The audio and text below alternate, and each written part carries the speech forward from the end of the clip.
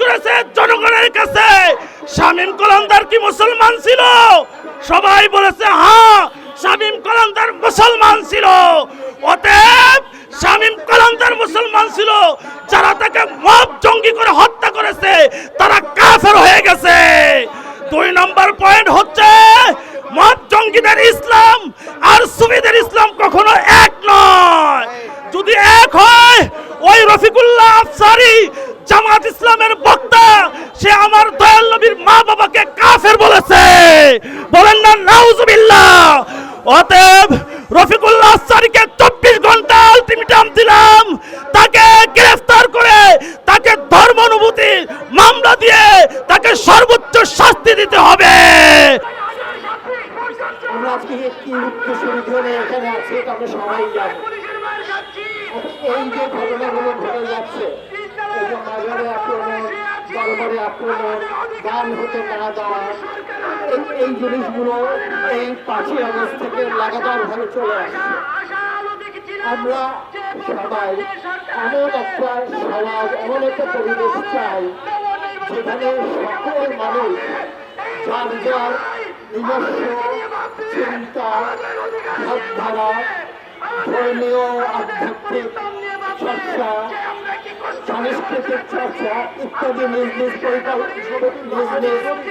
প্রাঙ্গণে, নিজ নিজ এলাকায় স্বাধীনভাবে করতে পারবে।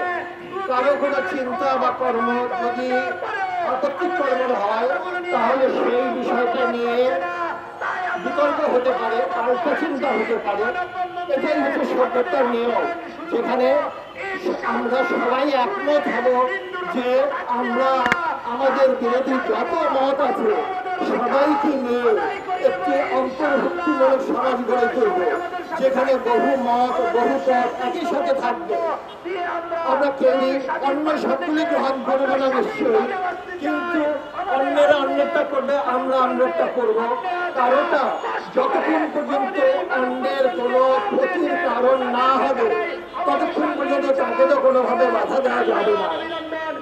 তার উপরে যার যার ওই নিজস্ব দরবার কিংবা মাজার কিংবা আস্তানা কিংবা অনুষ্ঠান, সেইখানে গিয়ে হামলা করা, ভাঙচুর করা, অগ্নিসংযোগ করা, এমনকি হত্যা করা, এগুলো তো একেবারেই ফৌজদারি অপরাধ। পৃথিবীর যে কোনো স্থানের, যে কোনো জায়গার মানদণ্ডে এই ধরনের ফৌজদারি অপরাধ হচ্ছে, কিন্তু তার কোনো আইনগত বিচার হচ্ছে না।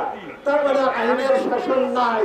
আইনের শাসন ছাড়া কোনো সভ্য সমাজ টিকতে পারে না। কেউ কোনো অন্যায় করলে দেশের শাসনতন্ত্র, দেশের অনুযায়ী, আইন অনুযায়ী যদি কেউ কোনো অপরাধ করে তবে নিশ্চয়ই আইনগত হবে, তার বিচার চলতে পারে। কিন্তু আমরা নিজেরা ক্ষমতা হাতে নিয়ে যে আক্রমণ করছি, ধ্বংস করছি, অগ্নিসংযোগ করছি, এমনকি খুন করছি, এইটা কোনো সভ্য সমাজের নিদর্শন হতে পারে না। এই অবস্থায় আমরা বাঁচতে পারি না। আমাদের উত্তরাধিকার, আমাদের বংশধররা কি নিয়ে আসবে, কিরকম একটা সমাজে আমরা থাকবো? সুতরাং আমরা সবাই একটা বিবেকবান মানুষদের একটা পরিপ্রেক্ষিতে দেখতে চাই, সেখানে সবাই যার যার মত নিয়ে থাকবে, সবাই যার যার নিজস্ব ধর্মীয় সাংস্কৃতিক চর্চা নিয়ে থাকবে, কেউ কারোটায় হস্তক্ষেপ করবে না। যদি কারোটা সমাজের জন্য বা অন্য মানুষের জন্য কোনোভাবে ক্ষতিকর হয়, তাহলে তার সম্পর্কে আইনগত ব্যবস্থা নেওয়া যেতে পারে। নিশ্চয় এটুকু আমার বক্তব্য। সর্বশেষ